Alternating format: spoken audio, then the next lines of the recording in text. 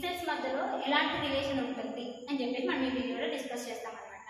So మనకి pixels మధ్యలో రిలేషన్షిప్ని ఎందుకు డిఫైన్ చేస్తామంటే మనకి ఇమేజ్లో ఏదైనా డిఫరెన్సెస్ లాంటివి ఉన్నాయా అంటే ఇప్పుడు మనకి ఇమేజ్ ఉంది, ఆ ఇమేజ్లో పిక్సెల్స్ ఉంటాయి కదా, పక్క పక్కన ఉండే పిక్సెల్స్లో ఏమైనా డిఫరెన్సెస్ ఉన్నాయా అలాంటివి ఏమైనా ఫైండ్ అవుట్ చేయడం కోసం మనం రిలేషన్షిప్ని తెలుసుకుంటాం అనమాట.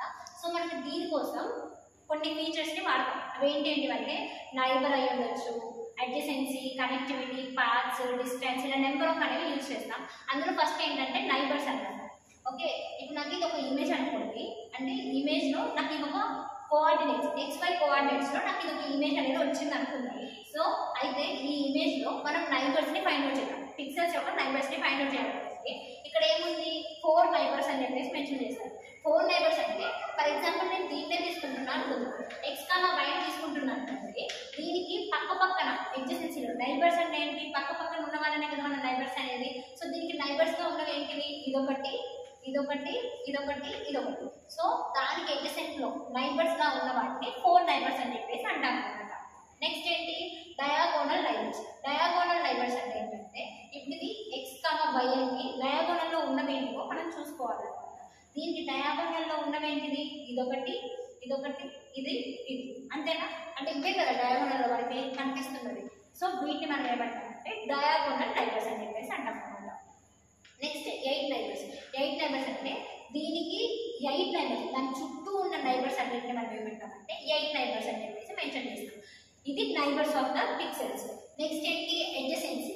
అడ్జసెన్సీ అంటే మనకి దీని అడ్జసెన్సీని ఎందుకు వాడతామంటే నైబర్స్లో ఉన్న రిలేషన్ ఏంటి, పిక్సెల్స్లో ఉన్న నైబర్స్ యొక్క రిలేషన్ ఏంటి ఫైండ్ అవుట్ చేయడం కోసం మనం అడ్జసెన్సీని వాడతాం అనమాట. అడ్జసెన్సీని వాడతాం. సో అడ్జసెన్సీలో కూడా మనకి 3 టైప్స్ ఉంటాయి. ఫస్ట్ వన్ ఏంటంటే 4 adjacency, second one 8 adjacency and M adjacency. First 4 adjacency అంటే నువ్వు ఏదో ఒక 2 పిక్సెల్స్ని చూస్ చేసుకోవచ్చు. సో నేను ఏంటంటే XYని అండ్ X+1 Y+1 అనే దాన్ని తీసుకుంటున్నా అనుకున్నాను. సో ఇక్కడ రాసినప్పుడు XY ఒకటి, దీన్ని P అనుకోండి, అండ్ X+1 Y+1 అని ఇంకోటి తీసుకుంటాం, దీన్ని Q అని అనుకున్నాం.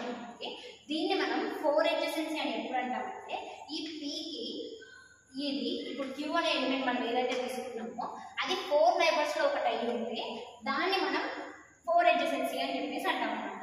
సో ఇప్పుడు Pకి Q అనేది అంటే ఈ ఎలిమెంట్ అనేది 4 నైబర్స్లో ఒకటా కాదా అని చెప్పేసి మనకి ఎలా తెలుస్తుంది, ఇది ఇప్పుడు మనకి దానికి పక్కన ఉంటే దాన్ని మనం 4 నైబర్స్ అని అంటాం. బట్ ఇది ఇక్కడ ఎలా ఉంది, డయాగోనల్గా ఉంది కాబట్టి ఇది 4 అడ్జసెన్సీ కాదనమాట.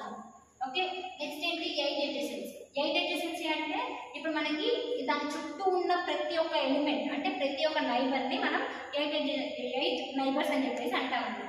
అయితే ఇప్పుడు P, Q చూసుకున్నట్లయితే P XY ఉంది, X+1 Y+1 అనేది దానికి 8 నైబర్స్లో ఒకటా కాదా అంటే 8 నైబర్స్లో ఒకటి, కాబట్టి అది 8 అడ్జసెన్సీ అనేది మనం ప్రూవ్ చేస్తున్నాం అనమాట.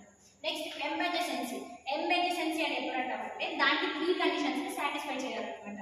ఆ 3 కండిషన్స్ ఏంటంటే మనకి Q ఈజ్ ఇన్ N4P అంటే Q అనేది N4P అంటే 4 నైబర్స్లో ఒకటి అయి ఉండాలి, ఫస్ట్ కండిషన్ ఇది. అండ్ సెకండ్ కండిషన్ ఏంటంటే Q is in ND. ND అంటే ఏంటి, డయాగోనల్ నైబర్స్లో ఒకటి అయి ఉండాలి. ఓకే, నెక్స్ట్ ఏంటి N4P అంటే ఇప్పుడు దీని యొక్క P యొక్క అండ్ Pని అండ్ Qని ఇంటర్సెక్షన్ చేసామనుకోండి ఆ సెట్ అనేది ఏమై ఉండాలంటే FD అయి ఉండాలన్నమాట. ఈ 3 కండిషన్ని సాటిస్ఫై చేస్తే దాన్ని మనం M అడ్జసెన్సీ అని అంటాం అనమాట. So this is about the adjacency.